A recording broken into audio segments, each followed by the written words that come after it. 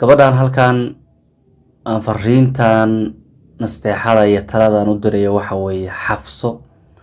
oo hadda koor ay kala tageen rashka boy horta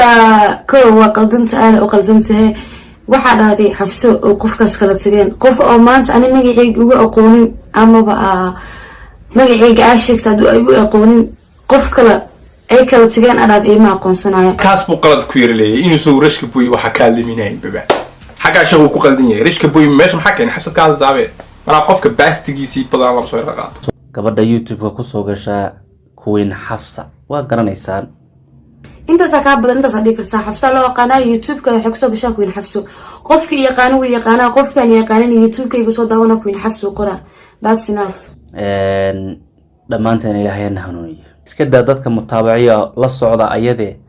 anigoon la socon ayaa fariimaheeda aan ka naxay iyo dhaqamadeeda aan ka naxay waxaan ku arkay baraha bulshada wuxuu dhahay dadka la socda oo daawada iska dhaaf anigoon daawanin ayaa waxa ka naxay dhaqamadeeda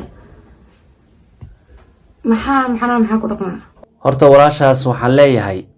si xaan u fahmin waxa iga soo qaadaa walaalka oo 3 sano ka weyn oo kula hadlayo ku aqli celinay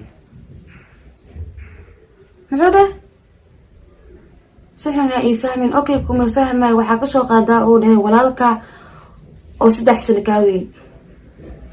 adigu jigaani aan 3 sano iga weyn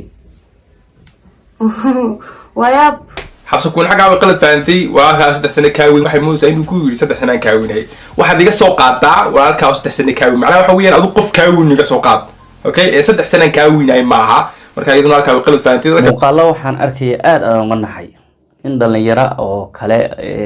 iska daa dhalinyaradii hore TikTok ay kula soo gali jireen qaarkood waa guursadeen oo mustaqbal ay sameysteen okay qof aan videos lama tirno oo guursaday ma jira okay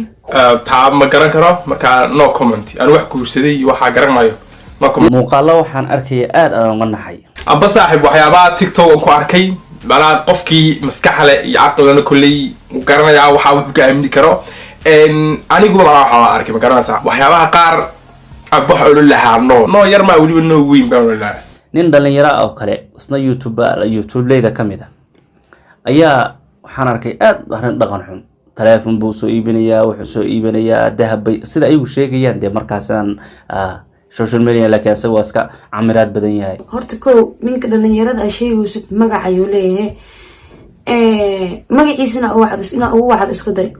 waayo u dhaysan nin dhalinyaro way Cadnaan laha nin dhalinyaro oo kale isna YouTube-leyda kamida horta sheekho aniga horta aad baa igu gaftay mi horta nin hadda ama soo baxaya ama la garanaynin waxa ku qurux badneed inaad yaani magaciisa sheegto waa ogahay magaciisa inaad garanaysid yasmada koowaad meesha ma ka wadid inaad magacayga gartid idinka hadii daawanayo qof aan magacayga garanayn ma jirto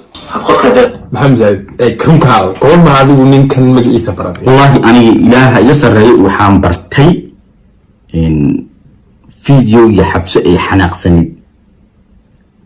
arkaan da xabso ya ka xanaaji xabso iyadoo miskiin oo meel iska ordis arki jirtay gabadha maanta iyadoo soo taagan oo xanaaqsan maxaa keenay wada maanta aan video wada fiirsanayna guriga ku fiirsanayna maalintaas wallahi kan bartay maalintan ninkan maxaa la Cadnaan iyo waxa ma lahayn maalinta xafsa saaxiib